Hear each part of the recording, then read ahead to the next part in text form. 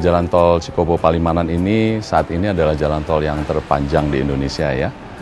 Panjang jalan secara keseluruhan itu 116,75 km. Melintasi 5 kabupaten, mulai dari Kabupaten Purwakarta, kemudian Kabupaten Subang, Kabupaten Indramayu, Kabupaten Majalengka, dan kemudian Kabupaten Cirebon. Pengguna jalan akan dilayani oleh 7 gerbang tol, mulai dari yang pertama yang paling besar yaitu gerbang tol Cikopo, kemudian kita juga memiliki gerbang tol Kalijati, Subang, Cikedung, Sumberjaya, Kertajati, dan gerbang tol Palimanan yang paling ujung ya. Karena panjangnya ruas jalan tol ini, kita juga tidak memungkiri bahwa ada keperluan bagi pengguna jalan untuk beristirahat sejenak dan kemudian mungkin melakukan ibadahnya. Untuk itu kami menyediakan 8 buah tempat istirahat dan pelayanan ya. Dari 8 buah tempat istirahat dan pelayanan itu 4 diantaranya adalah TIP yang tipe besar, yaitu TIP yang memiliki stasiun pengisian bahan bakar umum. 4 yang lainnya itu adalah TIP yang lebih kecil, tapi dari keseluruhan ini mempunyai jenis fasilitas yang sama juga. Secara dasar mereka akan memiliki toilet, kemudian ada ruangan untuk pujasera, kemudian juga ada musola dan tempat parkir yang cukup bagi pengendara kendaraan untuk melakukan istirahat ataupun ibadah dan makan. Secara keseluruhan jalan tol ini boleh dikatakan sekarang sudah selesai dan secara konstruksi ini juga cukup challenging ya, karena kita melintasi cukup banyak sungai, kecil maupun besar. Juga ada jalan nasional, jalan provinsi, maupun jalan kabupaten yang kita harus lintasi, termasuk juga perlintasan dengan kereta api. Mungkin ada baiknya saya sampaikan di sini bahwa dari seluruh 116 km ini kita membangun 99 buah jembatan.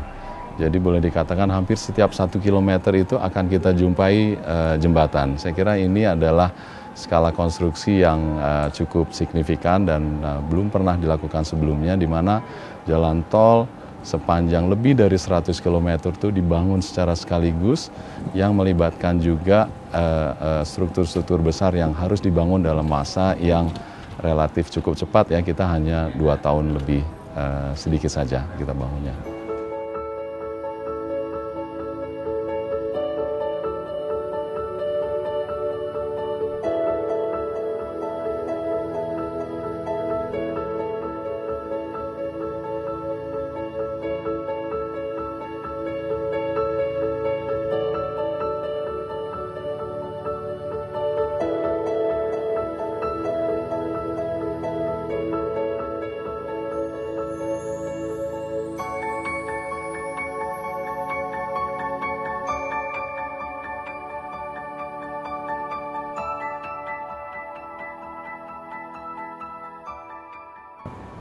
Awalnya ini kita mulai di tahun 2004. Mulai dari 2004 tentunya proyek-proyek yang dulu sempat tidak berjalan karena krisis moneter di 98 itu harus direvitalisasi lagi. Jadi tantangan awalnya itu adalah bagaimana meyakinkan regulator, Kementerian PU dan para pemangku kepentingan bahwa jalan tol ini kalau disambung 3 ruas bisa menjadi visible dan fase pertama itu adalah fase mencoba meyakinkan pemerintah dan regulator.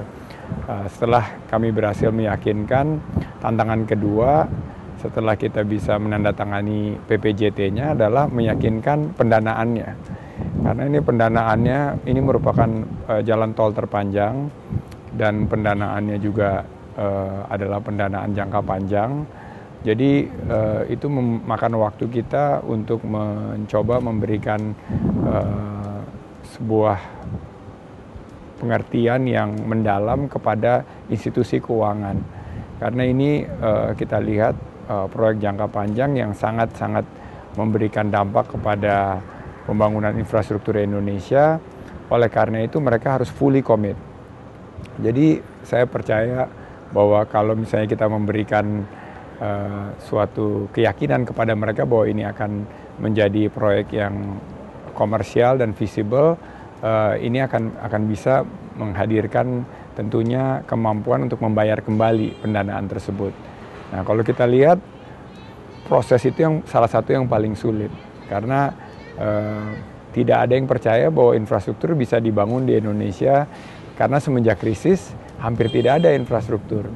Nah, saya yakinkan kita mampu kok, kita bisa membangun asal diberi kepercayaan. Alhamdulillah tahun 2007 pendanaan itu mulai terbentuk dan kami mendapat komitmen pendanaan. Lantas apa yang terjadi? Tantangan berikutnya adalah sempat terjadi krisis di 2008 dan harga BBM naik dan dolar bergejolak. Itu mengakibatkan kita akhirnya harus duduk lagi bersama-sama pemerintah untuk melakukan revisi terhadap bisnis plan-nya.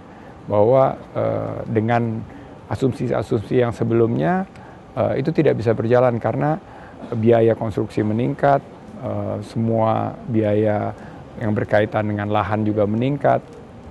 Akhirnya kita berhasil mencoba merevisi bisnis plan tersebut sampai ke akhir tahun 2008-2009. Nah, berikutnya adalah tantangan yang menurut saya yang paling sangat berat di setiap proyek infrastruktur, yaitu pengadaan lahan.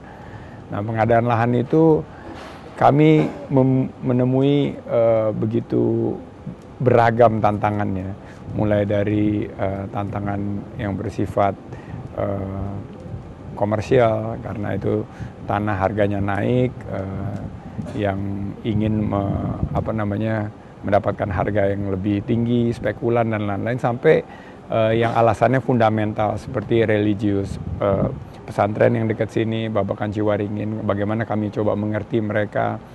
Sampai ada satu kasus yang saya cerita juga sama Kompas waktu itu, ada suku Dayak yang ada di ruas right of way ini yang tidak mau pindah karena ada alasan historis dan tradisional. Nah, ini yang kita juga bingung gitu, kok ada suku Dayak di tengah-tengah Jawa Barat gitu. Rupanya ada dan udah beratus tahun di sini. Jadi tantangan pembebasan lahan itu merupakan yang terberat yang menurut saya. Tapi yang alhamdulillah yang saya lihat itu bahwa seandainya ada keinginan dan kemauan serta niat yang luhur untuk ikhlas membangun infrastruktur, ditambah dengan kepemimpinan lokal dan kearifan lokal, ternyata permasalahan lahan itu bisa diselesaikan.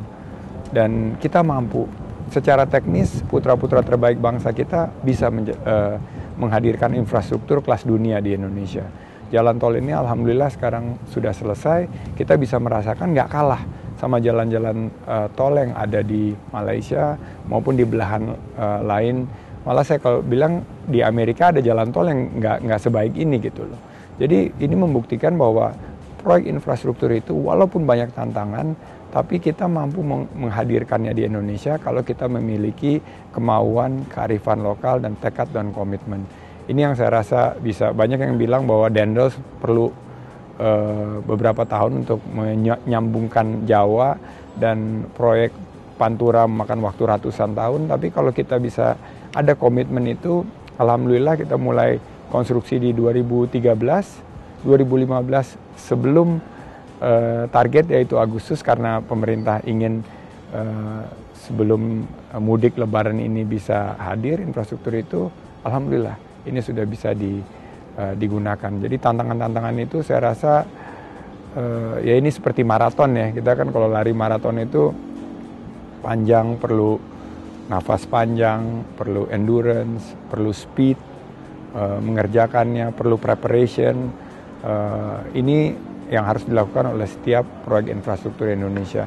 Dan saya rasa kalau kita mencoba melihat apa yang kita bisa belajar dari proses ini, proyek-proyek lain juga saya cukup yakin pasti akan bisa dihadirkan oleh Indonesia.